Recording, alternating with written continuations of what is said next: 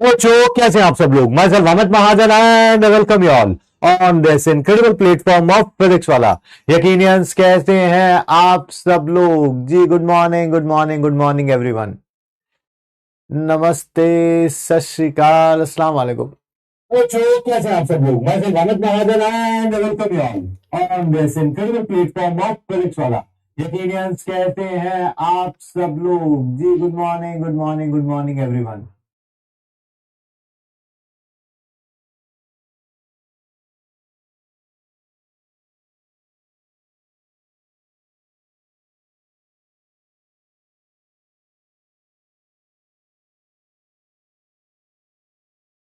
आवाज ठीक है बेटा? अब आवाज ठीक है? पहले वो लाउड स्पीकर स्पीकर ऑन था उसका। अब आवाज ठीक है? यस नो में रिप्लाई करिए कुछ।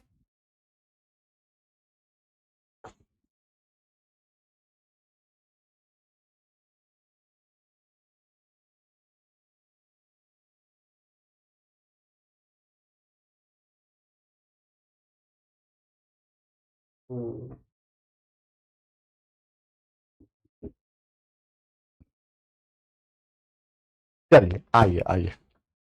बात करते हैं यार प्रैक्टिकल फिजिकल केमिस्ट्री का। लास्ट है टॉपिक। छोटे छोटे से टॉपिक हैं, बहुत सारे आपने पढ़ भी रखे होंगे रिडॉक्स टाइट्रेशन में, पर फिर भी कुछ चीजें बतानी है तो बताएंगे जरूर, ठीक है। आइए, ये टॉपिक्स हैं हमारे titration, indicator, redox titration and acid base titration. शुरू करते हैं। सबसे पहले तो हम कि टाइट्रेशन क्या होती है उसके बारे में बात करते हैं। टाइट्रेशन बेसिकली एक ये लैब का एक्सपेरिमेंट है जिसमें किसी अननोन सब्सटेंस की आप मोलैरिटी या नॉर्मेलिटी या अमाउंट फाइंड आउट करते हैं। मैं रिपीट कर देता हूं, ये एक टाइप ऑफ क्या है, एक्सपेरिमेंट इन विच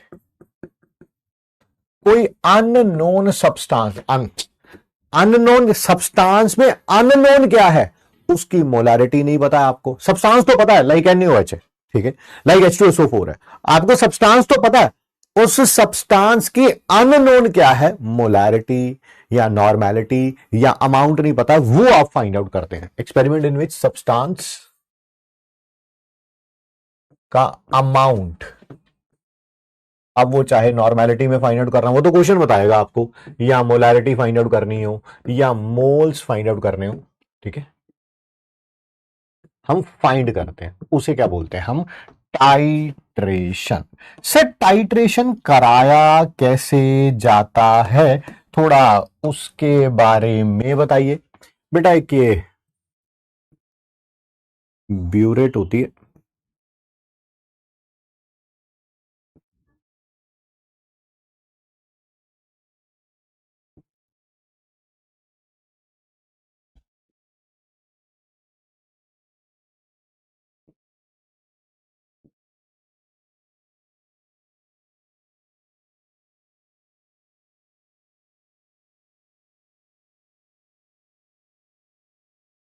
इस ब्यूरेट के अंदर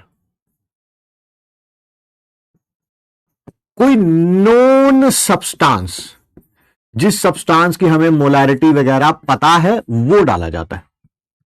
इसको बोलते हैं हम टाइट्रेंट। नीचे या तो बीकर रखा होता है या जनरली कोनिकल फ्लास्क होती है, ठीक है। रिवीजन कब से होगा? सिलेबस खत्म होने के बाद अब रिवीजन ही शुरू होना है। इसके बाद क्या हो गया यार, तबियत वबियत ठीक रखो यार अपनी, एग्जाम आने वाले हैं। ऐसी हरकतें करोगे तो कैसे काम चलेगा। और नीचे जो अननोन सब्सटेंस है ना, वो सब्सटेंस जिसकी हमें या तो नॉर्मेलिटी फाइंड आउट करनी है या मोलारिटी फाइंड आउट करनी है या मोल्स फाइंड आउट करनी है, बेटा उनको नीचे रखा जाएगा। इसको टाइटर भी बोलते हैं या टाइट्रेंट भी बोलते हैं, ठीक है। सबसे पहले यहां पर एक नॉब लगी होती है, अच्छा इसी में डाला जाता है इंडिकेटर, इसी में डाला जाता है इंडिकेटर, अगर बाहर से डाला गया है तो। इंडिकेटर क्या करेगा कि जैसे ही आपने नॉब ऑन करी, ये इसके साथ रिएक्ट करने लगेगा। यस सर, रिएक्ट करता जा रहा है, करता जा रहा है, करता जा रहा है, करता जा रहा है। जब दोनों के ग्राम इक्विवेलेंट सेम हो जाएंगे, जैसे ही दोनों के ग्राम इक्विवेलेंट क्या हो जाएंगे, सेम हो जाएंगे, उस समय आपको इस नॉब को क्या करना है, बंद करना है ना, तब ताकि इसकी वॉल्यूम पता चल सके। मोलारिटी इसकी पता थी, एन फैक्टर इसका पता था, इसका भी वॉल्यूम तो पता ही है आपने कितना लिया, 20 ml 30 ml। Norm N factor भी इसका पता होगा, मोलारिटी इसकी निकाल लेंगे, ग्राम इक्विवेलेंट्स को सेम रख के। मैं एक बार रिपीट कर रहा हूं, ध्यान से मेरी बात को सुन जरूर लेना। आप ऐसे इस नॉब को ऑन करेंगे, ये नीचे आता जाएगा, दोनों आपस में रिएक्ट करते जाएंगे, करते जाएंगे, करते जाएंगे, करते जाएंगे, करते जाएंगे। इंडिकेटर का काम क्या है, आपको बताना कि भैया दोनों के ग्राम इक्विवेलेंट क्या हो गए हैं, सेम हो गए हैं। अब तू इस नॉब को क्या कर दे, बंद कर दे, ठीक है। हालांकि, और वो कैसे बताता है, इंडिकेटर अपना कलर चेंज कर लेता है एट एंड पॉइंट। क्या कर लेता है, कलर क्या कर लेता है, चेंज कर लेता है एट एंड पॉइंट, ठीक है। आइए ध्यान से सुनते हैं। सबसे पहले आएगा इक्विवेलेंस पॉइंट।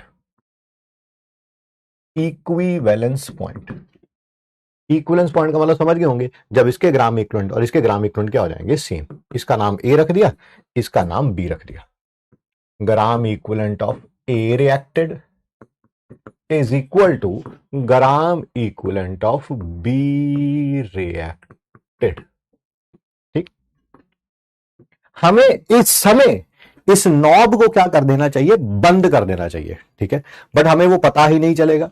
उसके बाद एक और बूंद डाली जाएगी, इस सब्सटेंस की एक और बूंद डाली जाएगी जो रिएक्ट करेगी इंडिकेटर के साथ। पहले जितना डाल रहे थे वो किसके साथ रिएक्ट कर रहा था, इस वाले के साथ, अननोन सब्सटेंस के साथ, जिसका नाम हमने बी रखा है। जब ये पूरा कंप्लीटली रिएक्ट कर जाएगा, उसके बाद बेटा जो नेक्स्ट ड्रॉप आप डालेंगे वो किसके साथ रिएक्ट करेगी, इंडिकेटर के साथ। और इंडिकेटर अपना कलर,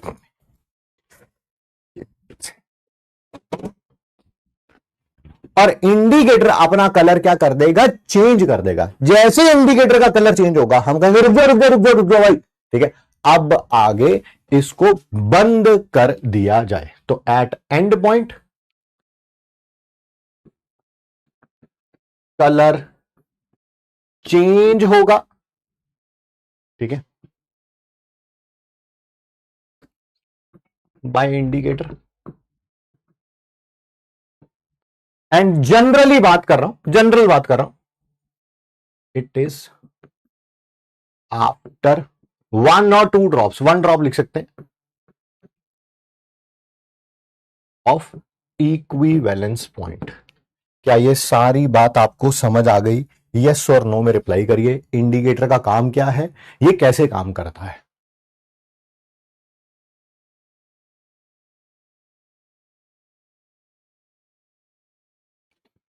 जल्दी जल्दी रिप्लाई करिए।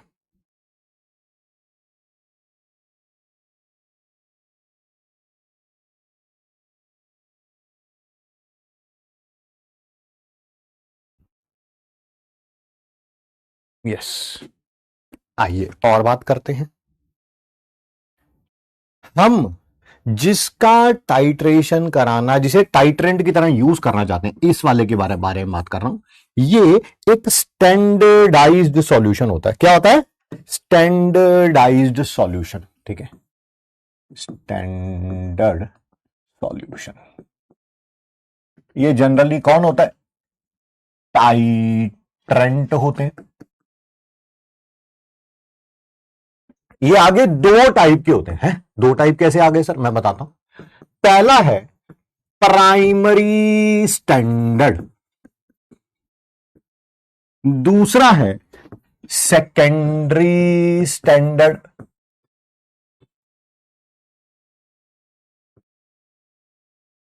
इनको डायरेक्ट टाइट्रेशन में यूज कर सकते हैं। बनाओ एंड डायरेक्ट टाइट्रेशन में यूज कर लो। इनको हम डायरेक्ट टाइट्रेशन में यूज नहीं कर सकते हैं, पहले इनको स्टैंडर्डाइज करना पड़ता है। मैं रिपीट कर देता हूं, जो आपने टाइट्रेंट की तरह यूज करना है उसको हम बोलते हैं स्टैंडर्ड सॉल्यूशन। स्टैंडर्ड सॉल्यूशन 2 प्रकार के होते हैं, एक होते हैं प्राइमरी, एक होते हैं सेकेंडरी। प्राइमरी वो है जिनको बनाओ और सीधा ब्यूरेट में डाल के आप एक्सपेरिमेंट करना शुरू कर दो। सेकेंडरी क्या होते हैं? जिनको आपने बनाया, आप सीधा उनको टाइट्रेशन में यूज नहीं कर सकते, आपको उनको स्टैंडर्डाइज करना पड़ता है। ठीक है सर, इसके पीछे की कहानी बताओ। इनको डायरेक्टली यूज कर लेते हैं टाइट्रेशन में, इनको डायरेक्टली यूज नहीं कर सकते टाइट्रेशन में, कोई रीजन होगा इसके पीछे? बिल्कुल। आइए सबसे पहले इसको समझते हैं, ये समझ आ जाएगा तो ये अपने आप ही समझ आ जाएगा। ठीक है, प्राइमरी स्टैंडर्ड वो सॉल्यूशन होते हैं, वो क्या है? जो बनाया वही बना है। क्या मतलब सर इसका?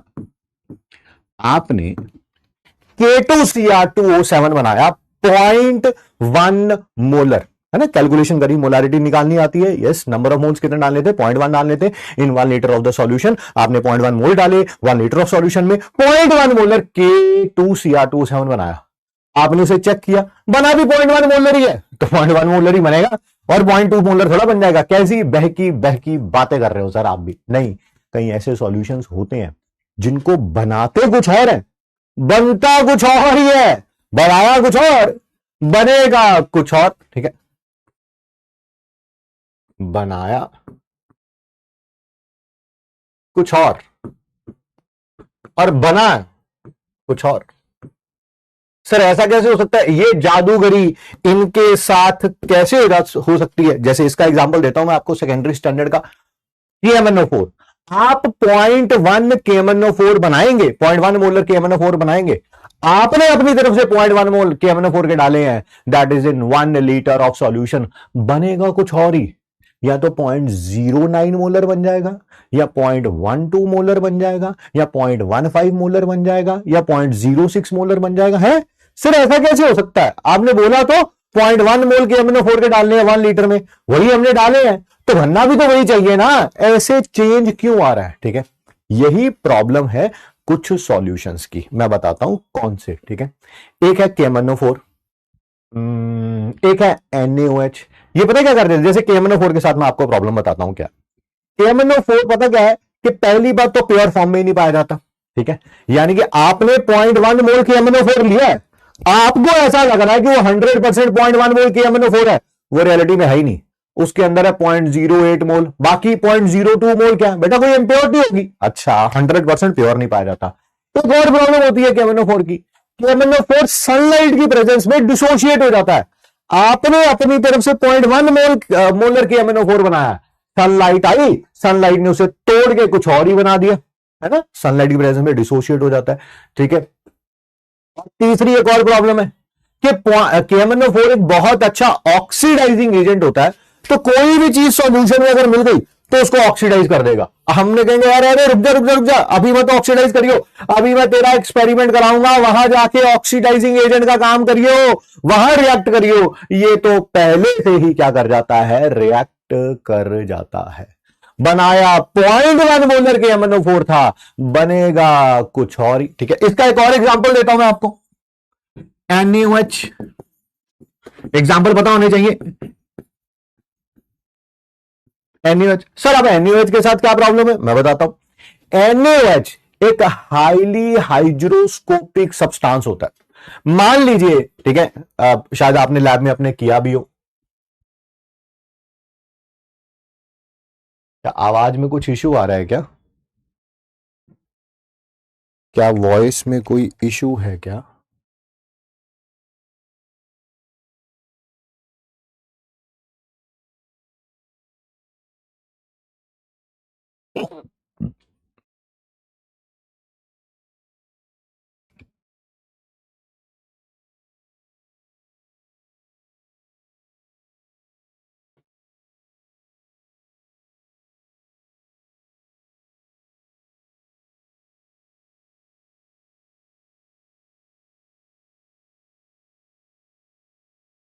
यार वॉइस को चेक करो यार।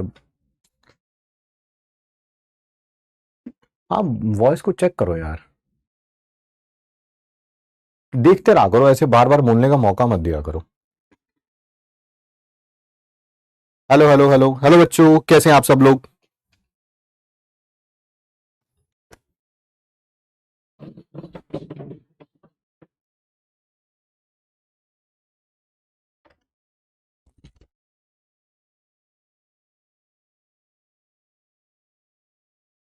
हेलो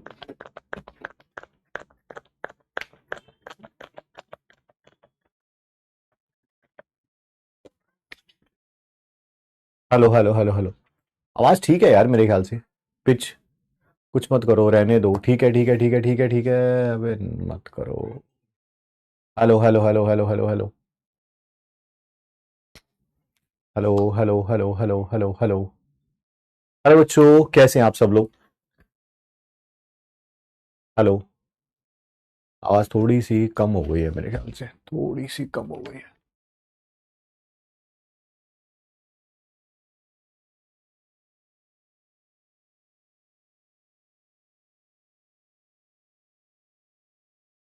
अरे बच्चों, आप ठीक है मेरे ख्याल से।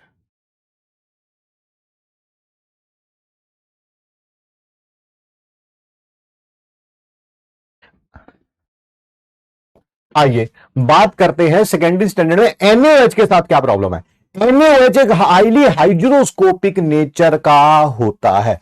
मान लो आपको 5 ग्राम एनएओएच को डालना है 1000 ml सॉल्यूशन में। आपने क्या किया? एनएओएच सॉलिड होता है, एनएओएच का डब्बा खोला, उसके अंदर पैलेट्स होती हैं एनएओएच की, उसको निकाला, वेइंग स्केल पे रखा, 1 ग्राम 2 ग्राम 3 ग्राम 4 ग्राम 5 ग्राम। अच्छा 5 ग्राम हो गया, ठीक है। उसको किसी पेपर पे रखा हुआ था और उस पेपर को लेके जाके 1000 ml में डालना था, 1000 ml पानी में डाल दिया। आपने सोच लिया मैंने तो 5 ग्राम NaOH यानी कि 1/5/40 यानी कि 1/8 यानी कि 0.12 मोलर, ठीक है, NaOH बना लिया। बट रियलिटी में ऐसा नहीं है, ये हाइड्रोस्कोपिक है। आपने जैसे इसको वे करना शुरू किया था ना, इसने मॉइस्चर से वाटर को एब्जॉर्ब करना क्या कर दिया, शुरू कर दिया। जो 5 ग्राम आपने वे किया है उसके अंदर कुछ तो एनएच है, कुछ ऑलरेडी पानी है। वेइंग स्केल पे 5 ग्राम आया, आपने कहा 5 ग्राम आ गया भैया, हो गया मेरा 5 ग्राम एनएच वे। रियलिटी में 5 ग्राम है ही नहीं वो, उसमें कुछ एनएच है, कुछ उसने उतनी देर में ही मॉइस्चर क्या कर लिया, एब्जॉर्ब कर लिया। दूसरी बात, आपने उसे रखा हुआ था, कहां पर रखा हुआ था? That is on paper.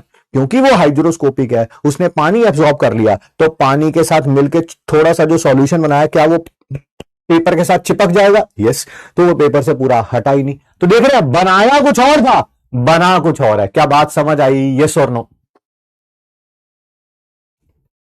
बनाया कुछ और था, बना कुछ और है।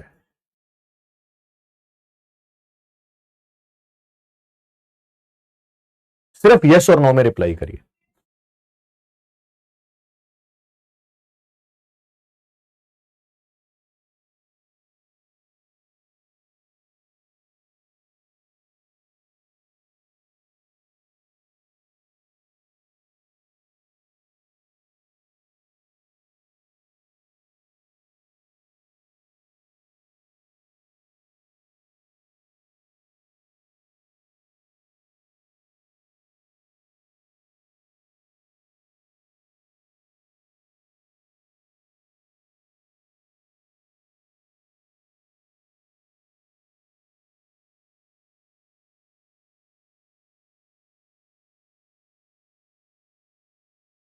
चलिए, सबको समझ आ गया।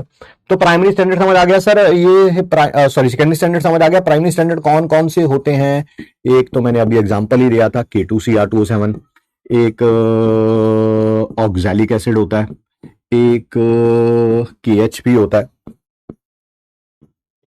Potassium hydrogen phthalate, potassium hydrogen phthalate, ठीक है, 2 बार बोल दिया मैंने। और कौन सा होता है? सोडियम कार्बोनेट होता है, सोडियम टेट्राबोरेट होता है, और कौन सा होता है? एक और होता है, हाँ, दैट इज मोर्स सॉल्ट। ठीक है, ये सारे क्या है? Primary standard. ठीक है, क्या रीजन पता चल गया? KMnO4 not primary standard. क्या रीजन था? क्या रीजन था ये प्राइमरी स्टैंडर्ड क्यों नहीं है? सर आपने बताया था, ये डीकंपोज हो जाता है सनलाइट में, है ना। बनाना कुछ और था, है ना, वो सनलाइट के रेफरेंस में कुछ और ही बन जाएगा। आप तो सोच रहे हो मेरा सॉल्यूशन 0.1 मोलर के MnO4 का, रियलिटी में उसके अंदर KMnO4 0.1 मोलर है ही नहीं, वो सनलाइट के प्रेजेंस में टूट के कुछ और बना चुका है। दूसरा, does not, it is not 100% pure नहीं होता, है ना, कुछ ना कुछ इसमें इम्प्योरिटी होती ही होती है। मैं इम्प्योरिटी बता देता हूं, जनरली MnO2 की इम्प्योरिटी होती है, ठीक है। तो आप तो अपनी तरफ से 0.1 मोलर की MnO4 बना रहे हो, आपने तो 0.1 मोल ले लिया कि MnO4 का 1000 ml में, पर रियलिटी में 0.1 मोल है ही नहीं, उसके अंदर कुछ हिस्सा किसका है, MnO2 का। तो टाइट्रेशन करोगे, यहां पर वैल्यूज रखोगे, तो आंसर हमेशा गलत ही आएगा, ठीक है।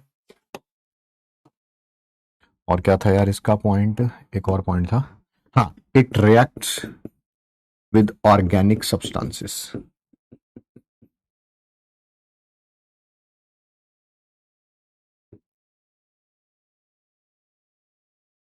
बताइए, NaOH जो था, NaOH जो था वो सेकेंडरी स्टैंडर्ड क्यों है? उसका रीजन क्या बताया था अभी मैंने, सर वो हाइड्रोस्कोपिक है, ये वाटर को क्या कर लेता है, एब्जॉर्ब कर लेता है, ठीक है। चलो सर ये बता दो, कौन प्राइमरी स्टैंडर्ड की तरह यूज, कौन से यूज होते हैं, वो तो सर हमें पता चल गया, ये एग्जांपल क्वेश्चन पूछा जा सकता है, कौन कौन सा प्राइमरी स्टैंडर्ड है, कौन सा सेकेंडरी स्टैंडर्ड है। बट अगर मेरे सामने कोई भी रख दिया जाए केमिकल, कंडीशन क्या है कि वो प्राइमरी स्टैंडर्ड की तरह यूज होगा, कंडीशन क्या है कि वो प्राइमरी स्टैंडर्ड की तरह यूज होगा, those who are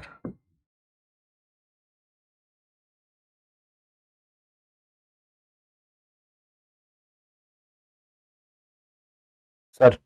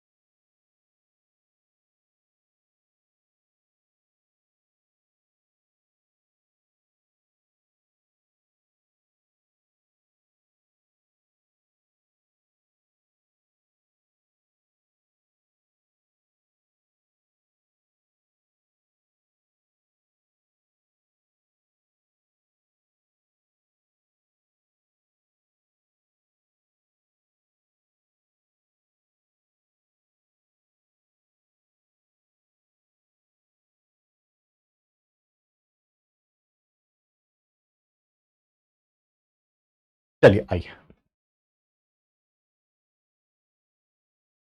those who are 100% pure and do not react with or absorb H2O or CO2 from air are primary standard।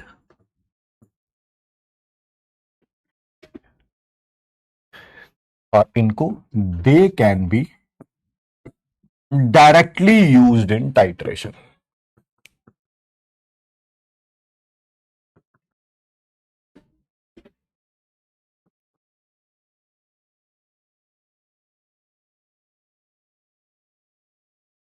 ठीक है,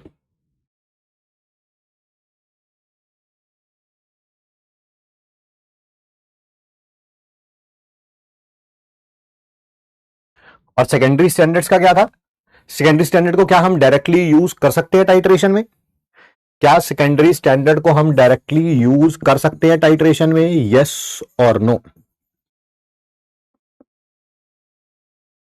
जल्दी से बताओ, क्या डायरेक्टली यूज कर सकते हैं? यस और no? Answer is no. Very good. तो क्या करना पड़ेगा इनको? इनको पहले स्टैंडर्डाइज करना पड़ेगा। पहले किसी प्राइमरी स्टैंडर्ड के साथ रिएक्ट करके पता लगाना पड़ेगा कि बनाई तो मोलैरिटी 0.1 मोलर थी, अब बनी कितनी है? सर बनी है 0.08 मोलर। अच्छा 0.08 मोलर है, अब मैं इसे टाइट्रेशन में यूज कर सकता हूं, नहीं तो 0.1 मोलर के हिसाब से ही करूंगा तो कैलकुलेशन गलत आएगी। ठीक है, yes yes yes. Secondary standard cannot directly used, they are standardized first। पहले किसी केमिकल के साथ रिएक्ट करा के पता किया जाता है कि वाकई कितना सॉल्यूशन बना है। चलिए आइए, ये कुछ बातें हुई किनके बारे में, कि प्राइमरी स्टैंडर्ड क्या होते हैं, सेकेंडरी स्टैंडर्ड क्या होते हैं। ठीक है, अब हमें एक पढ़ना है टाइट्रेशन, जो कि आपने पढ़ी भी हुई है, बट फिर भी मैं एक बार बता देता हूं। KMnO4 की ऑक्सैलिक एसिड के साथ एसिडिक मीडियम में, क्या हमने रेडॉक्स रिएक्शन में ये पढ़ा था? यस और नो? ये रहा KMnO4, आयनिक फॉर्म में लिख रहा हूं, ऑक्सैलिक एसिड का ऑक्सालेट आयन लिखा है, मीडियम एसिडिक है, ये खुद Mn2 पॉजिटिव में कन्वर्ट हो जाता था, इसको CO2 और वाटर में कन्वर्ट कर देता था। ऐसा ही था।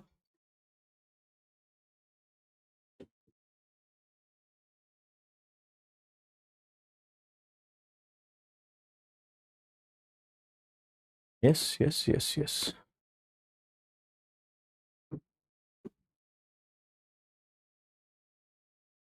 क्या इसका n फैक्टर 5 था? वो इसके मोल्स होंगे। क्या इसका n फैक्टर 2 था? वो इसके मोल्स होंगे। अगर ये 2 Mn है तो इधर भी 2 होंगे।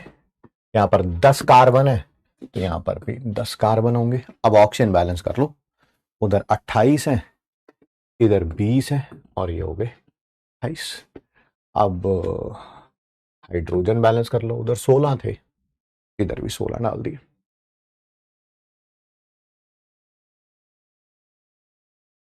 बताओ, जो एसिडिक मीडियम आप रख रहे हो, जो आपने एसिडिक मीडियम रखा ना, ये H पॉजिटिव आयन जो दे रहा है, ये कौन है? ये डाइल्यूट सल्फ्यूरिक एसिड है। अच्छा अच्छा अच्छा, सर मुझे बताओ, ये कॉन्सेंट्रेटेड सल्फ्यूरिक एसिड नहीं हो सकता? कॉन्सेंट्रेटेड सल्फ्यूरिक एसिड नहीं हो सकता? कैसी बात कर रहे हो यार, पूरी इनऑर्गेनिक केमिस्ट्री आपने पढ़ ली। सर कॉन्सेंट्रेटेड सल्फ्यूरिक एसिड तो खुद एक ऑक्सीडाइजिंग एजेंट होता है। अगर आपने यहां पर कॉन्सेंट्रेटेड सल्फ्यूरिक एसिड रखा होता तो वो खुद ही ऑक्सैलिक एसिड को ऑक्सीडाइज कर देता।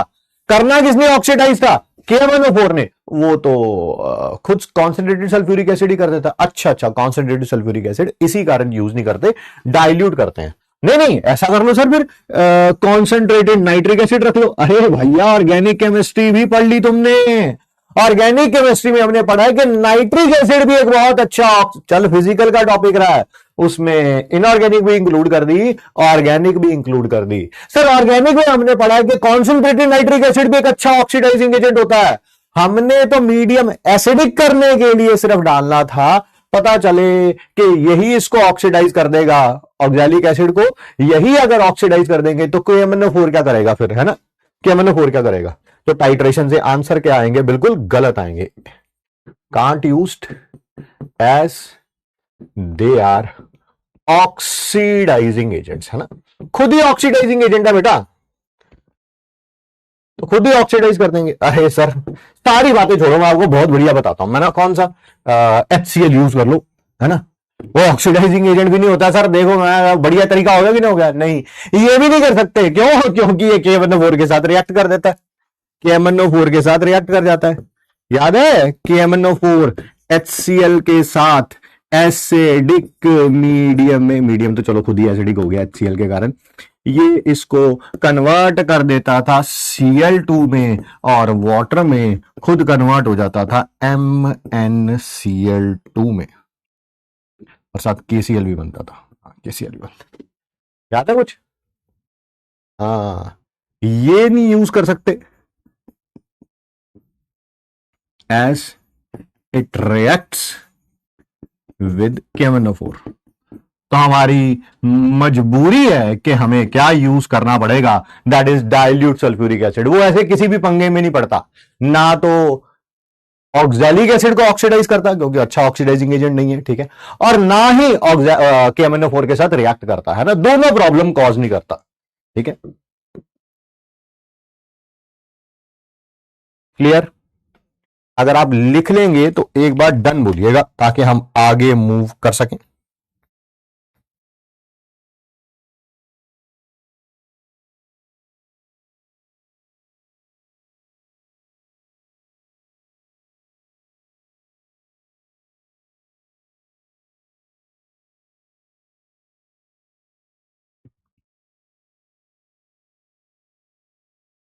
Done done done done done.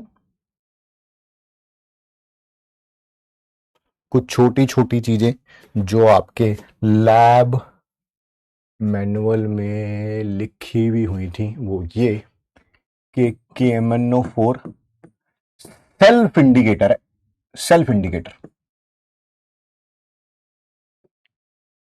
है ना, यानी कि आपको बाहर से कोई इंडिकेटर डालने की जरूरत नहीं है, रिएक्शन कंप्लीट होगी। देखो जब तक रिएक्शन हो रही है, जब तक रिएक्शन हो रही है, ठीक है, जब तक रिएक्शन हो रही है तब तक तो KMnO4 का जो पर्पल पिंकिश कलर होता है वो खत्म होता जाएगा, होता जाएगा, होता जाएगा, होता जाएगा, होता जाएगा।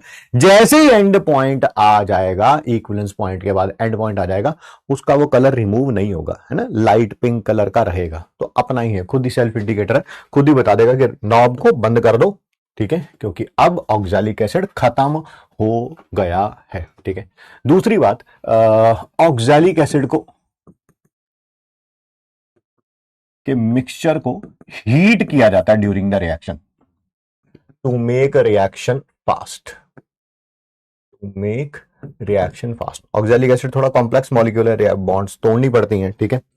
तीसरी बात जो बड़ी इंपॉर्टेंट है कि इस रिएक्शन के अंदर ये जो MnSO4 बना है, यही है Mn2 पॉजिटिव, MnSO4 बना है, ये एक कैटलिस्ट की तरह काम करता है। शुरू में रिएक्शन स्लो होगी, ठीक है, जैसे ही MnSO4 बनेगा ये कैटलिस्ट की तरह काम करेगा, रिएक्शन क्या हो जाएगी, फास्ट। तो शुरू में रेट क्या था, स्लो, क्योंकि विदाउट कैटलिस्ट हो रही है कोई भी रिएक्शन, ठीक है।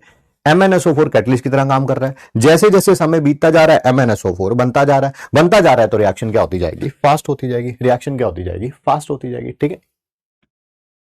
MnSO4 acts as a catalyst,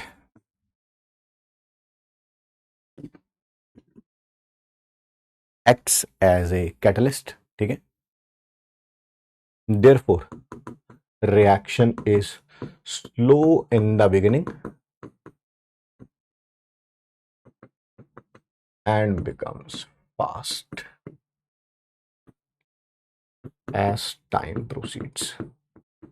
जैसे जैसे समय आगे बीतता जाएगा MnSO4 बनता जाएगा।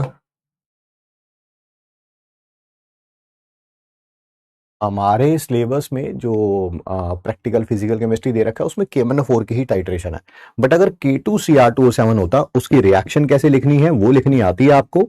इसमें इंडिकेटर कौन सा यूज हुआ था वो पता है, इंडिकेटर कौन सा यूज हुआ था वो पता है, एक्सटर्नल इंडिकेटर बाहर से डालते थे, कौन सा यूज हुआ था पता है?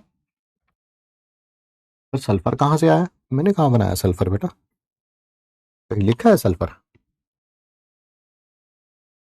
कहां लिख दिया बेटा सल्फर? अच्छा, ये SO4 की बात कर रहे हैं, अबे ये डाइल्यूट सल्फ्यूरिक एसिड नहीं है क्या, क्या हो गया तुम्हें? इतनी बड़ी कहानी लिखी, acidic medium dilute sulphuric acid है।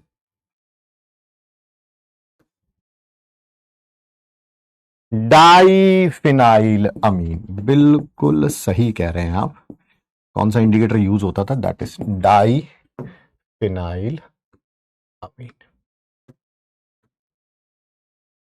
What is oxidation state of carbon in the reactant in the product side? मैं बता देता हूं, बट तुम्हारी तैयारी की धज्जियां उड़ी हुई हैं भाई।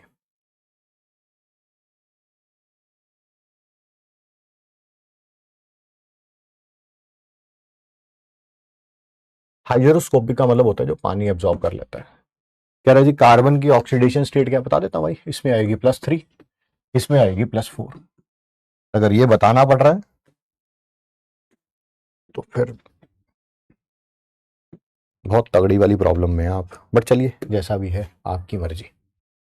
नेक्स्ट है titration of KMnO4 with more salt, ये भी एसिडिक मीडियम में, इन एसिडिक मीडियम। ठीक है,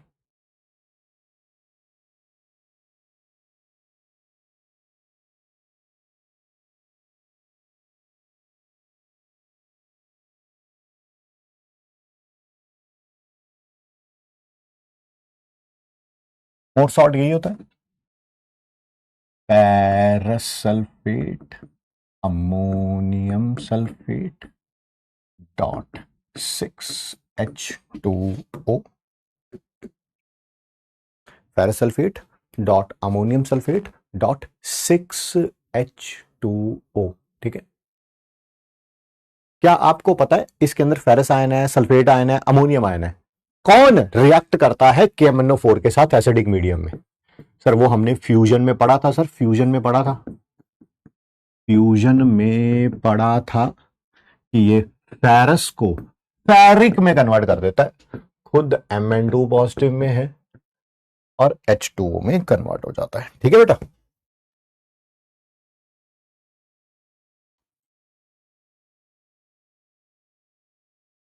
पढ़ा हुआ है।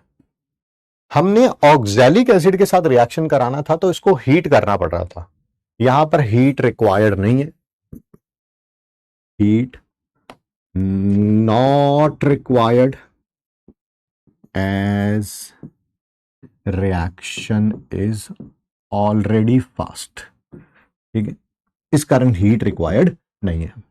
वहां पर कार्बन और कार्बन की बॉन्ड्स तोड़नी थी ऑक्सालेट आयन में, इस कारण हीट रिक्वायर्ड थी। यहां पर कुछ ऐसा है ही नहीं, खत्म। आगे बढ़ते हैं, अगली टाइट्रेशन, ये तो रेडॉक्स टाइट्रेशंस थी, अगले के बारे में बात करते हैं जिसका नाम है that is acid base titrations.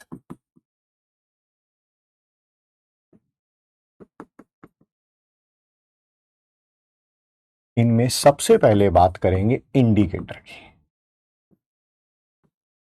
Indicator का काम क्या होता है सर? वो थोड़ी देर पहले आपने बताया था, एट एंड पॉइंट पे ये कलर को क्या कर लेते हैं, चेंज कर लेते हैं। ठीक है सर, इंडिकेटर की नेचर क्या होती है? सॉल्ट होते हैं, ऑक्साइड्स होती हैं, सल्फेट्स होते हैं, क्या होते हैं ये? एक्सट्रीमली बहुत ज्यादा या तो वीक एसिड होते हैं या वीक बेस होते हैं, या तो वीक एसिड होंगे या ये वीक बेस होंगे, and they have different colours, they have different colours in acidic and basic form. समझा रहा हूं, समझा रहा हूं, 1 मिनट का टाइम दीजिए बस। जैसे ये देखिए, आपने ब्यूरेट के अंदर कोई बेस डाल दिया,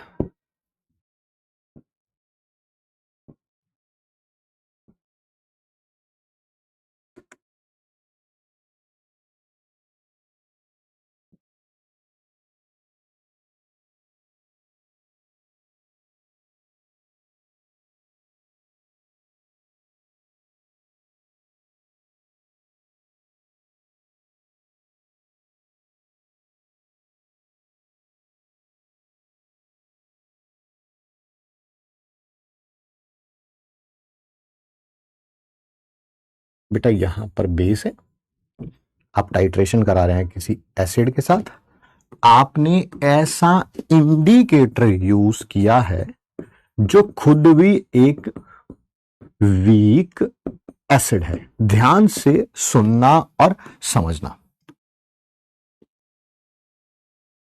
जैसे आप ये ऑन करेंगे, क्या ये बेस नीचे आता जाएगा? यस। नीचे क्या, दो प्रकार के एसिड हैं, एक ये एसिड है और एक ये बहुत ही वीक एसिड है। पहले बताओ बेस किसके साथ रिएक्ट करेगा? जो थोड़ा स्ट्रॉन्ग एसिड होगा, ठीक है, चाहे ये भी वीक हो, ये भी वीक हो, जो कम वीक होगा, जो कम वीक होगा। ये तो बहुत वीक होते हैं, बहुत वीक, यानी कि इसके साथ तो हमेशा बाद में ही रिएक्ट करेगा। मैंने इस इंडिकेटर की फॉर्म लिख दी है HIN, ठीक है। ये HIN जब रिएक्ट करेगा, जब रिएक्ट करेगा तब अपनी डिसोशिएटेड फॉर्म में होगा, नहीं रिएक्ट करेगा तो अनडिसोशिएटेड फॉर्म में होगा। क्या राइट नाउ जब रिएक्शन स्टार्ट हुई है, मैं रिपीट करता जा रहा हूं बेटा, जब राइट नाउ रिएक्शन स्टार्ट हुई है तो बताइए ये अनडिसोशिएटेड फॉर्म में होगा या डिसोशिएटेड फॉर्म में होगा? आपने बेस अभी डालना शुरू किया है, ये बेस जाके इस एसिड के साथ रिएक्ट कर रहा है, तो ये जो HIN है, IN का मतलब इंडिकेटर का एनायन है कोई, ये अनडिसोशिएटेड फॉर्म में होगा कि डिसोशिएटेड फॉर्म में होगा?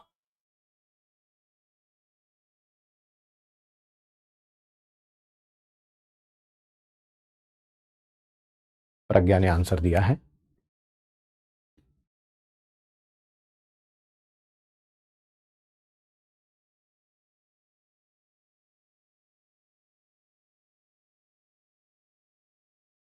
आंसर इज अनडिसोशिएटेड फॉर्म में।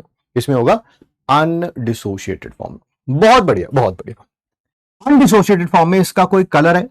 कोई दो कलर को मिला के बताना, कोई तीसरा कलर बनता हो तो।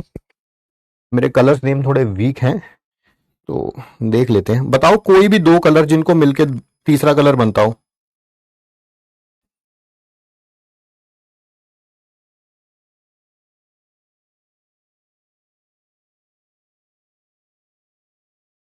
बताओगे कोई?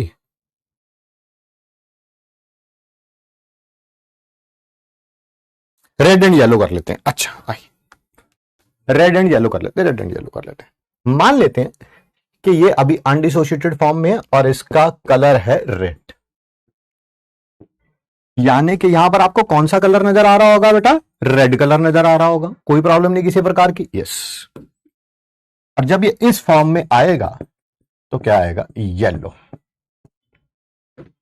जब तक ये रिएक्शन हो रही है, ये बेस आता जा रहा है, इस एसिड के साथ रिएक्ट करता जा रहा है, करता जा रहा है, करता जा रहा है। क्या यहां पर कलर कौन सा रहेगा? रेड रहेगा, रेड रहेगा, रेड रहेगा, रेड रहेगा, रेड रहेगा, क्योंकि बेस इसके साथ रिएक्ट कर रहा है, इसके साथ रिएक्ट नहीं कर रहा है। जैसे ही ये कंप्लीटली रिएक्ट कर गया, जैसे ही ये कंप्लीटली रिएक्ट कर गया, अब ये बेस किसके साथ रिएक्ट करेगा? इसके साथ। इसके साथ मतलब इसके साथ H पॉजिटिव आयन रिएक्ट करते जाएंगे इस OH नेगेटिव आयन के साथ। क्या इक्विलिब्रियम फॉरवर्ड की तरफ शिफ्ट होगा? यस। यानी कि रेड वाले कम होते जाएंगे, येलो वाले बढ़ते जाएंगे। कलर कौन सा आता जाएगा? ऑरेंज आता जाएगा, है ना? अरे रेड और येलो का मिक्सचर क्या होता है? ऑरेंज होता है। जैसे ही ऑरेंज आएगा आपको पता चल जाएगा, रुक रुक रुक रुक भैया, टाइट्रेशन खत्म हो गई, नॉब को बंद कर देंगे। बोलो यस और नो, बोलो यस और नो। सिर्फ यस और नो में रिप्लाई करिए ताकि हम आगे बढ़ सकें।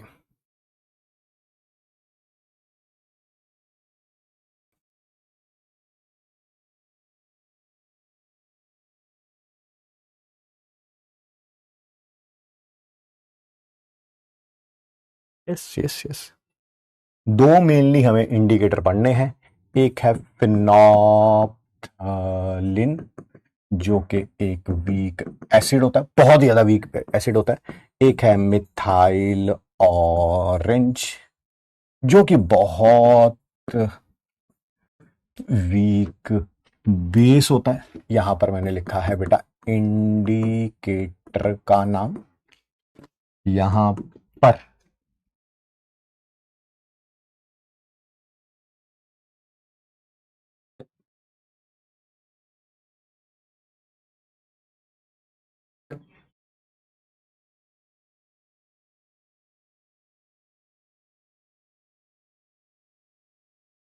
pH रेंज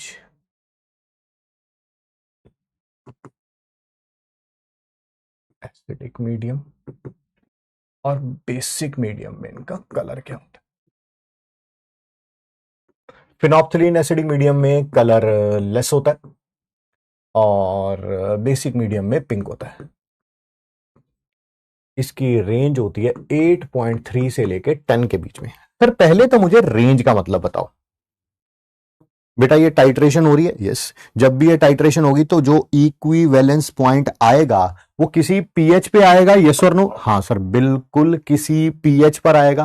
वो पीएच जो है इनके बीच में होनी चाहिए, इनके इस पीएच रेंज के बीच में होनी चाहिए।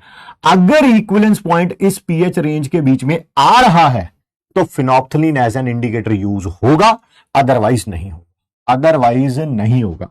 मान लो ये जो इक्विवेलेंस पॉइंट आया पीएच 4 पे आया, ठीक है? कहां पे आया? पीएच 4 पे। तो क्या मैं phenolphthalein as an indicator use कर सकता हूं? भैया 8.3 पीएच से नीचे, अब वो 8.3 हो, 8 हो, 7 हो, 6 हो, 5 हो, 4 हो, 3 हो, 2 हो, 5 1 हो, 0.5 हो, 0.7 हो, कुछ भी हो, हमेशा उसमें कलरलेस ही रहना। इसका मतलब 4 पीएच पे ये कंप्लीटली रिएक्ट भी कर गया, यानी कि अब इंडिकेटर को कलर चेंज करना चाहिए था पीएच 4 पे, ये करेगा ही नहीं। तो क्या इंडिकेटर यूज हो सकता है पीएच? नहीं यूज हो सकता, नहीं यूज हो सकता। तो मेरे ख्याल से आपको ये समझ आ गया है। ये था 3.1 से ले 3 से लेके 3 लिख देता हूं अप्रोक्सीमेटली 4.3, क्योंकि 3.7 होता है, उससे अप्रोक्सीमेटली 0.1 इंक्रीज ये हो जाएगा। रेड, या इसको पिंकिश रेड भी बोलते हैं,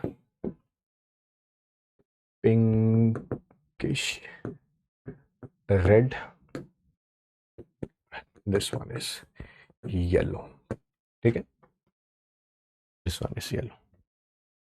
कहने का मतलब है 3 या 3 से नीचे पीएच होगी, 3.1 भी लिखा हुआ है बुक्स में, टेंशन मत लेना। 3 या 3 से नीचे पीएच होगी तो मिथाइल ऑरेंज कैसे होगा, किस कलर में आएगा? पिंकिश रेड में आएगा। 4.3 से ऊपर कभी भी पीएच होगी तो वो किस कलर में शो होगा? येलो में दिखाई देगा। सर 3 से 4.3 में कौन सा दिखाई देगा? इन दोनों का कॉम्बिनेशन।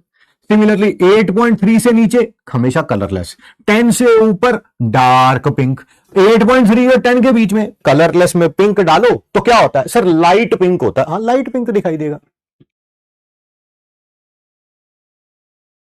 ठीक है?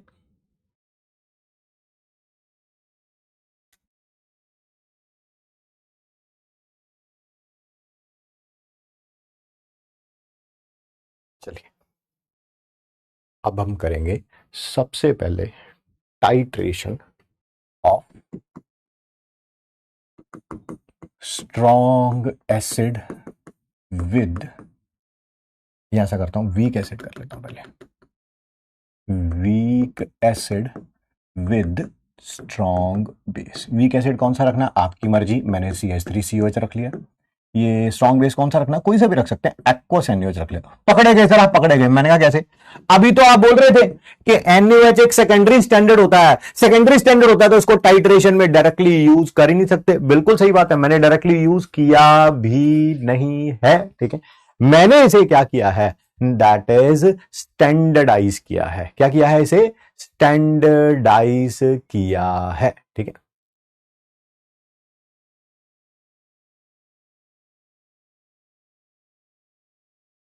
ठीक है,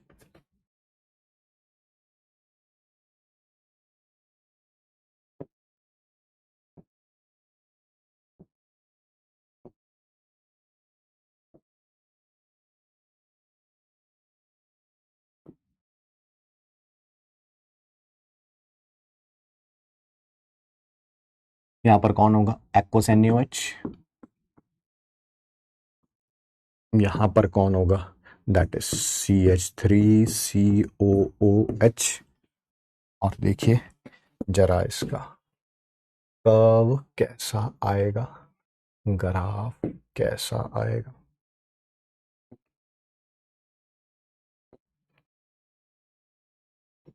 इधर बेटा पीएच होगी, इधर वॉल्यूम ऑफ NaOH यूज्ड होगा।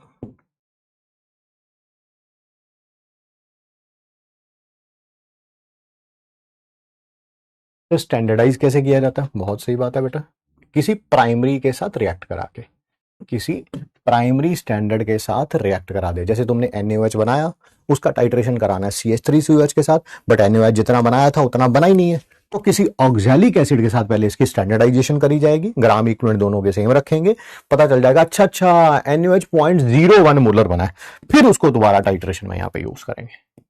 या कहा गया यहाँ पे, अब यूज करेंगे इसको, ठीक है, क्योंकि जितना बनाया था उतना बना ही नहीं, पहले वो चेक करना पड़ेगा।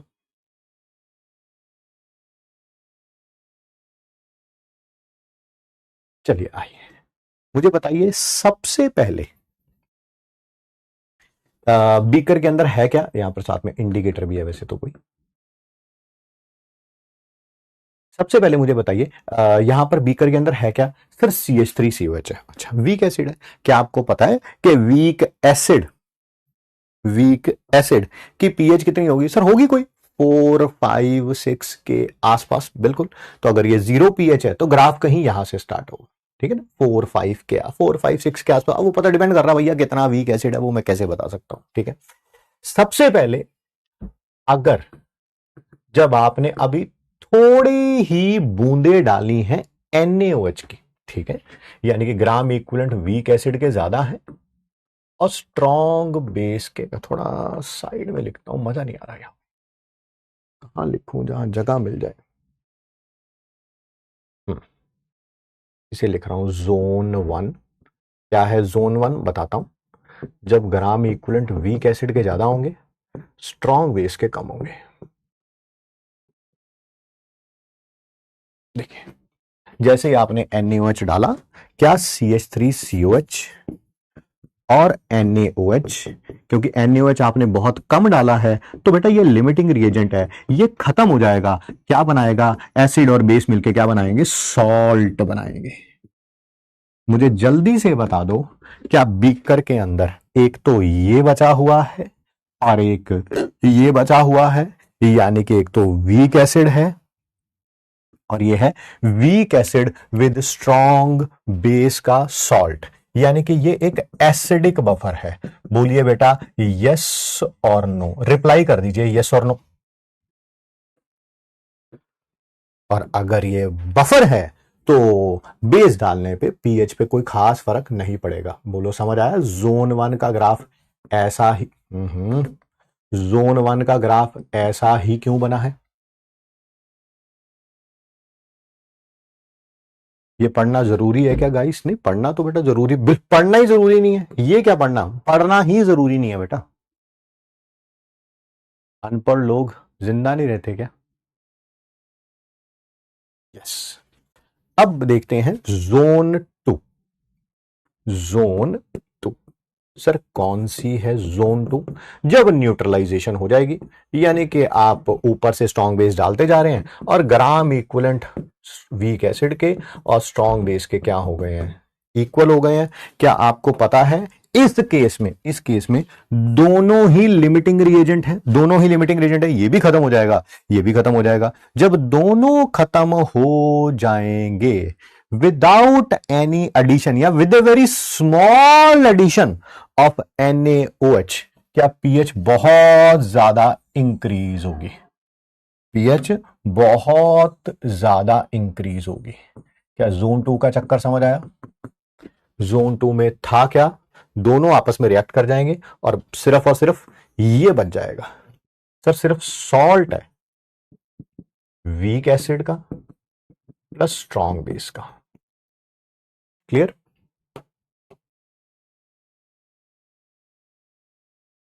सॉल्ट हाइड्रोलाइसिस होगी।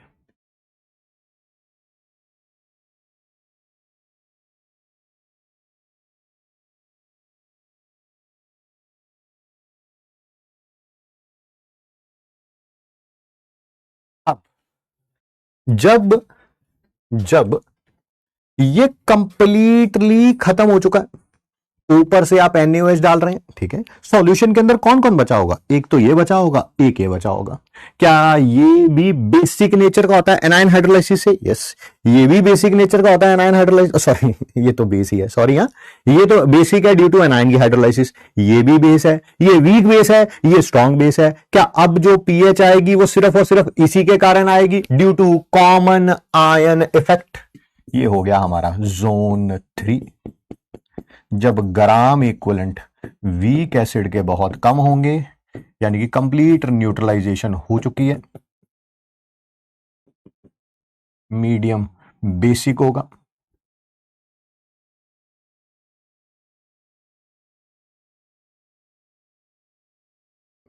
कलर वही रखते हैं।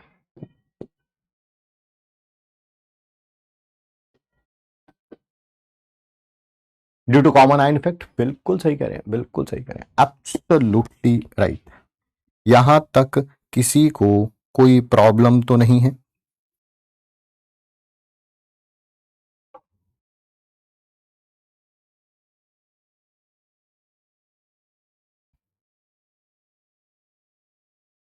हाँ, जोन 2 में पीएच जो है ग्रेटर देन 7 जाएगी, तभी तो इंडिकेटर ये फिनॉप्थलीन यूज होगा, तभी तो बेटा ये यूज होगा फिनॉप्थलीन। ये भी पूछा जा सकता है, जब टाइट्रेशन होगी किसकी, वीक एसिड की स्ट्रॉन्ग बेस के साथ, फिनॉप्थलीन ही इंडिकेटर की तरह क्यों यूज हो रहा है? क्योंकि जो इसका आएगा ना एंड पॉइंट आएगा, वो 8 पीएच के आसपास आएगा, कहीं 7-8 के आसपास आएगा, और 8 के बाद कलर चेंज हो जाता है उसका।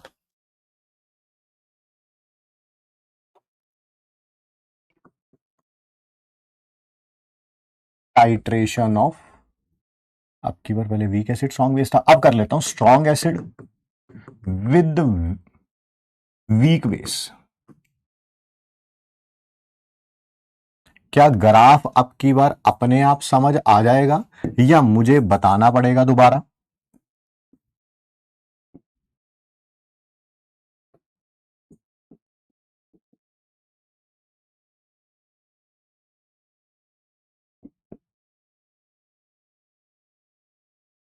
ये मान लेता हूं HCl विद NH4OH मान लेता हूं।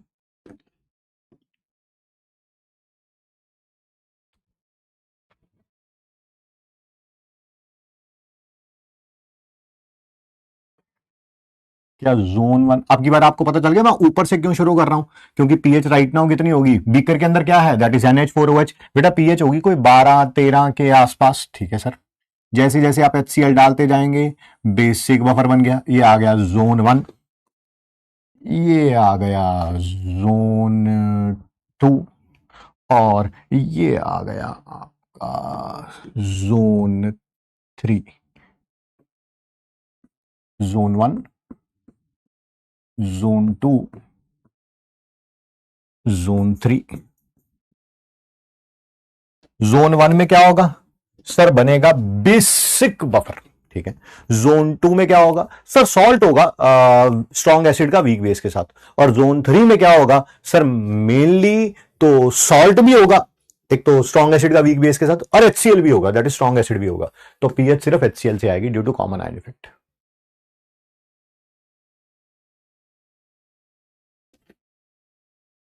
इसमें इंडिकेटर कौन से यूज होगा, मिथाइल ऑरेंज,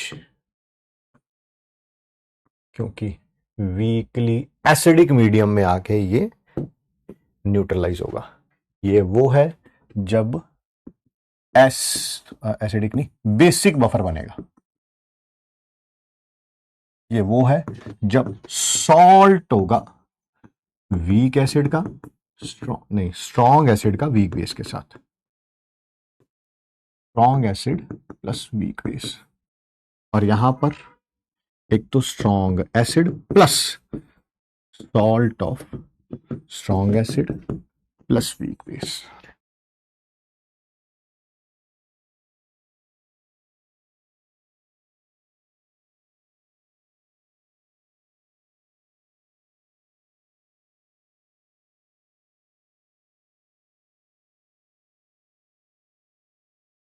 सर इससे क्वेश्चन किस टाइप के आएंगे, एक तो ये पूछा जा सकता है इंडिकेटर, एक ग्राफ पूछा जा सकता है, ये भी पूछा जा सकता है कि इस जोन में बताओ प्रीडोमिनेट कौन होगा, है ना। इसी तरह के क्वेश्चन आएंगे, और किस तरह के क्वेश्चन आएंगे? नेक्स्ट है titration of strong acid plus strong base. Any indicator can be used, depend कर रहा है कि आपने बीकर के अंदर क्या रखा है।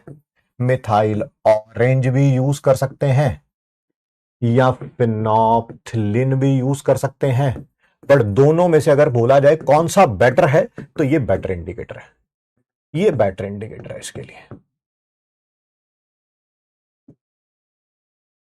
क्योंकि स्लाइटली बेसिक मीडियम में कलर चेंज हो जाता है इसका, इसके लिए फिर वही 3 4 तक जाना पड़ता है।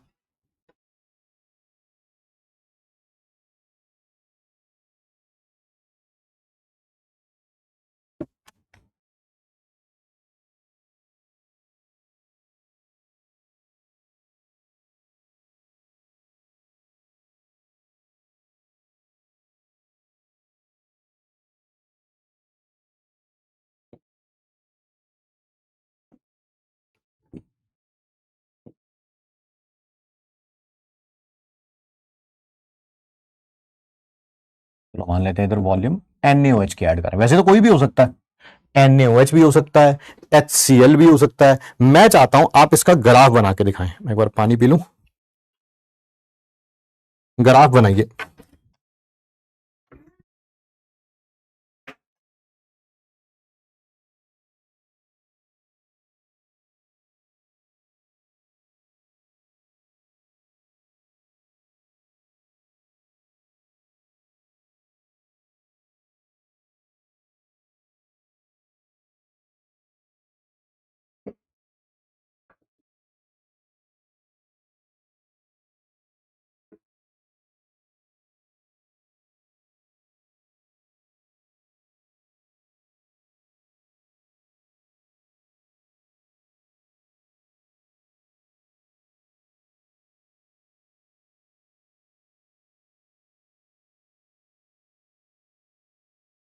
हमने जब वीक एसिड था, जब वीक एसिड था तो क्या हमने ये थोड़ा ऊपर से ग्राफ शुरू किया था, क्यों? क्योंकि वीक एसिड की पीएच क्या होती है, 5 6 के आसपास होती है।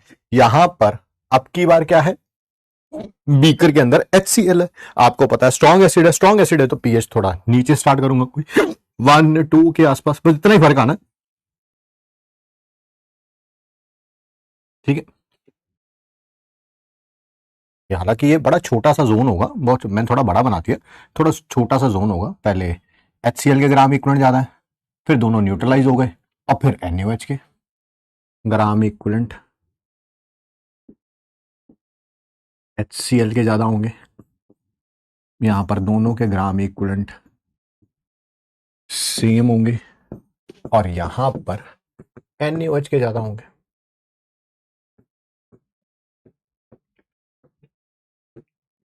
ये थोड़ा छोटा बनना था एक्चुअली, बस इतना ही फर्क है बस।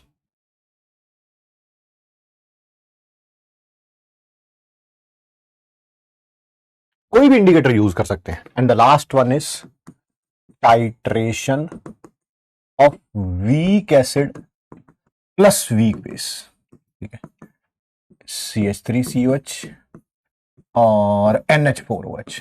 अब बेटा NH4OH की जगह NH3 भी आ सकता है, बात एक ही है, NH3 को वाटर के अंदर डालते हैं तो NH4OH ही बनता है, ठीक है, कोई डिफरेंस नहीं है इसमें। इसके लिए कोई भी सूटेबल इंडिकेटर नहीं होता, कोई भी सूटेबल इंडिकेटर नहीं होता है। इधर पीएच है, इधर है वॉल्यूम ऑफ किसकी, NH4OH एडेड।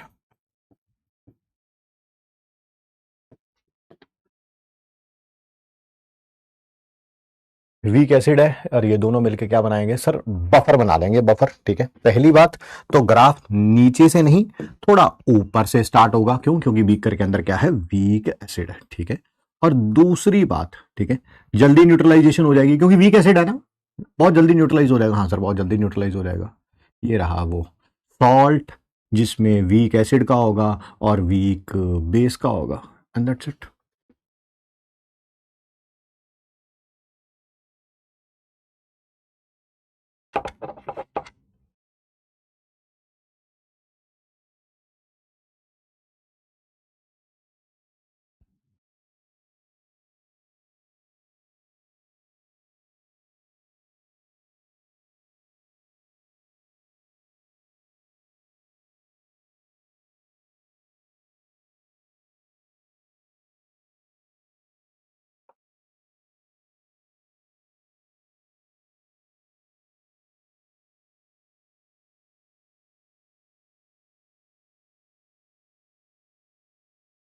एक और है यार, रिएक्शन थी किसकी, चेक करना, यही लिखा होगा शायद, iodide ion with H2O2 in acidic, नहीं एसिडिक मीडियम लिखा हुआ, नहीं लिखा हुआ, नहीं ऐसे लिखा हुआ, reaction of iodide ion with, हाँ लिखा हुआ एसिडिक मीडियम, सच याद आ गया मेरे को, है ना ये।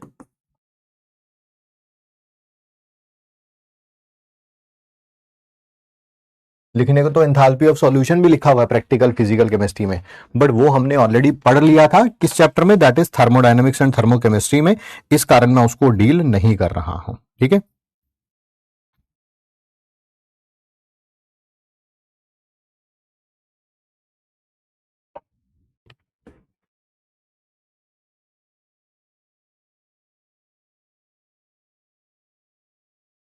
चलो आओ जरा शुरू से बात करते हैं।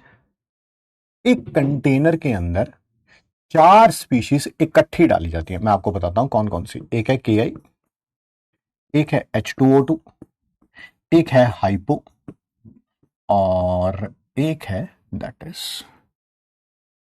स्टार्च। सबसे पहले ये जो पोटेशियम आयन, पोटेशियम आयोडाइड से जो आयोडाइड आयन है, हाइड्रोजन परऑक्साइड एक बहुत अच्छा ऑक्सीडाइजिंग एजेंट होता है, यानी कि वो इसको क्या कर देगा, ऑक्सीडाइज, और खुद क्या हो जाएगा, रिड्यूस। चलो सर हो गया, I2 में और H2 में कन्वर्ट हो जाएगा। सर आपने जब टाइट्रेशंस पढ़ाई थी, चैप्टर का नाम था दैट इज रेडॉक्स रिएक्शन में रेडॉक्स टाइट्रेशन, आपने तब बताया था कि आयोडीन हाइपो के साथ Na2H2O3.5H2O, याद है वो पढ़ाया था। स्टार्स आयोडीन एक बहुत अच्छे ऑक्सीडाइजिंग एजेंट की तरह काम करता है, और इस हाइपो के साथ रिएक्ट करके इसको आयोडाइड में कन्वर्ट कर देता है, और खुद टेट्रा Na2S4O6 थायोनेट में कन्वर्ट हो जाता है ना। ये रहा थायोसल्फेट आयन, और ये है tetrathionate ion.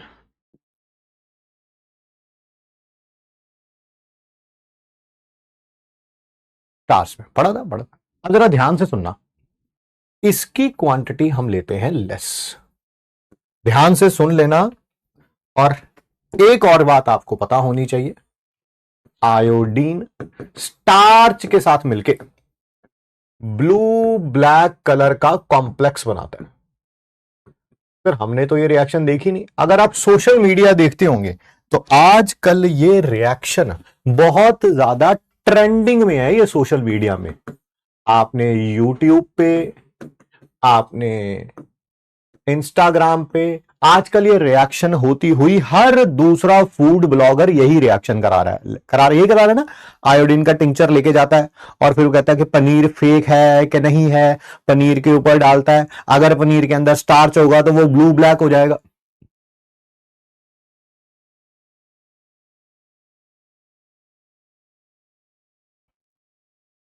Yes yes yes yes yes, हाँ आजकल ये सोशल मीडिया पे बड़ी चल रही है। अब जरा ध्यान से देखना, जरा हो क्या रहा है। इस कंप्लीट रिएक्शन को हम क्लॉक रिएक्शन भी बोलते हैं, यूट्यूब पे जाके डाल के देखिएगा, क्लॉक रिएक्शन ऑफ आयोडीन आपको आ जाएगा। बट अब ध्यान से समझते हैं पूरा मैकेनिज्म क्या हो रहा है, ठीक है। ये तो मैंने अभी रिएक्शंस लिखी हैं, देखो भाई। सबसे पहले आयोडाइड H2O2 के साथ रिएक्ट करके उसको बना देगा आयोडीन, ठीक है। जो आयोडीन बना है वो हाइपो के साथ रिएक्ट करके आयोडाइड बन गया है, आयोडाइड बन गया। फिर दोबारा यही, ठीक है। फिर आयोडाइड जो है वो H2O2 के साथ रिएक्ट करके आयोडीन फिर हाइपो के साथ मिलकर आयोडाइड। ये चलता रहेगा चलता रहेगा चलता रहेगा चलता रहेगा चलता रहेगा चलता रहेगा चलता रहेगा चलता रहेगा। बट सर आपने इसकी क्वांटिटी हाइपो की लेस रखी है, ये लिमिटिंग रिएजेंट है। क्या ऐसा समय आएगा जब ये खत्म हो जाएगा? हाँ सर, आयोडाइड तो ये तो एक्सेस में है, ये भी एक्सेस में है, ये तो चलो एक दो बूंद भी चलेगी, ठीक है। ये भी एक्सेस में है, ये भी एक्सेस में है। सर पहले आयोडाइड H2O2 के साथ I2, I2 थायोसल्फेट के साथ आयोडाइड, फिर दोबारा यही, फिर दोबारा यही, फिर दोबारा से यही, फिर दोबारा। सर एक ऐसा समय आएगा जब ये थायोसल्फेट खत्म हो जाएगा। बिल्कुल सही बात, यस। यानी कि तब जो आयोडीन बनेगा, तब जो आयोडीन बनेगा वो थायोसल्फेट के साथ रिएक्ट नहीं करेगा, यानी कि वो आयोडीन की फॉर्म में ही रहेगा। अब जो स्टार्च था, क्या आयोडीन स्टार्च के साथ मिलकर ब्लू ब्लैक कॉम्प्लेक्स बना लेगा, ब्लू ब्लैक कॉम्प्लेक्स बना लेगा। सर इसको क्लॉक रिएक्शन क्यों बोला गया, मैं बता रहा हूं क्लॉक रिएक्शन क्यों बोला गया। बड़ी शानदार रिएक्शन है। आप कहो तो मैं अभी अभी यूट्यूब से कहीं पे सर्च करके भी दिखा देता हूं। यूट्यूब खोलना पड़ेगा, मैंने खोला नहीं है कभी इसमें। ढूंढे YouTube, I haven't opened it in the hair, तो पता नहीं है, मिल जाएगी।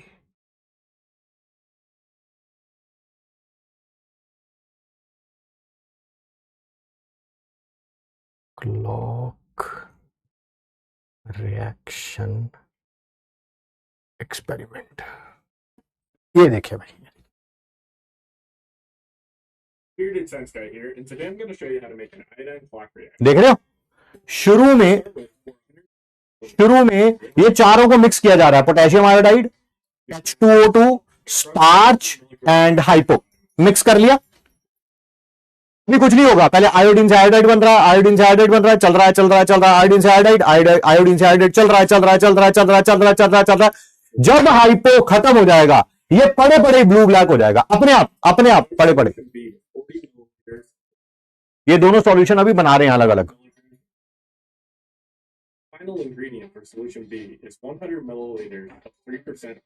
अब ये दोनों को मिक्स करेंगे, जो दोनों अलग अलग चारों बनाए थे ना, ये मिक्स किया। अभी कुछ नहीं हुआ ना, आयोडाइड से आयोडीन, आयोडीन से आयोडाइड, चल रहा है चल रहा है चल रहा है चल रहा है चल रहा है चल रहा है। अभी तक हाइपो है तो रिएक्शन होती जा रही है होती जा रही है होती जा रही है होती जा रही है। जैसे ही हाइपो खत्म होगा तो वो स्टार्च के साथ आयोडीन रिएक्ट करके ब्लू ब्लैक बना लेगा। ये देखो, हो गया, हो गया कि नहीं हो गया। Changing the concentration of the reactant. This is simple kinetics. ठीक है? Known as the speed of chemical reaction. A couple of tips just in case your color change happens.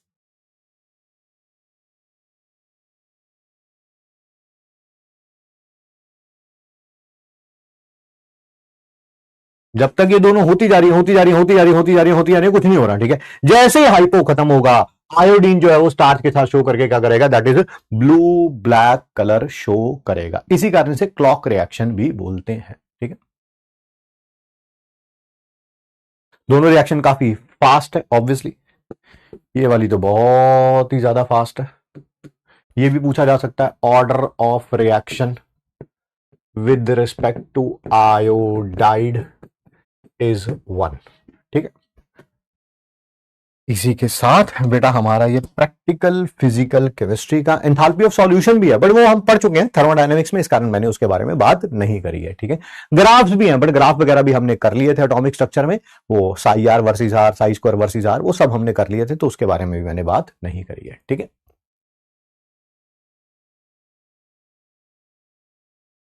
अब हम आपसे मिलेंगे जल्दी ही, मेरे ख्याल से नेक्स्ट वीक ऑनवर्ड्स स्टार्ट हो जाएगी आप लोगों की रिवीजन का प्लानर बन रहा है। अब मैं रिवीजन में आपसे मिलूंगा, ठीक है।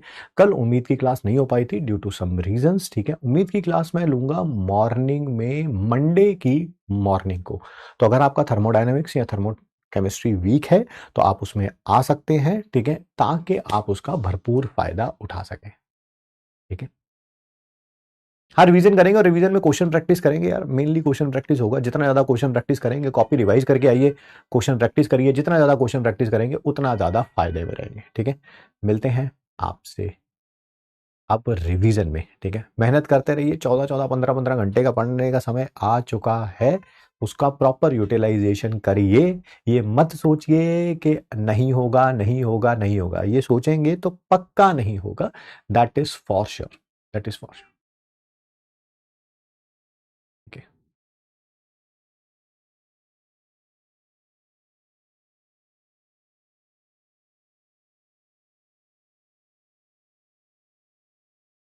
चलिए मिलते हैं आपसे नेक्स्ट क्लास में। Thanks for giving us your time, thank you बच्चों, thank you so much to all my मगरमच्छ। मिलते हैं भाई नेक्स्ट क्लास में।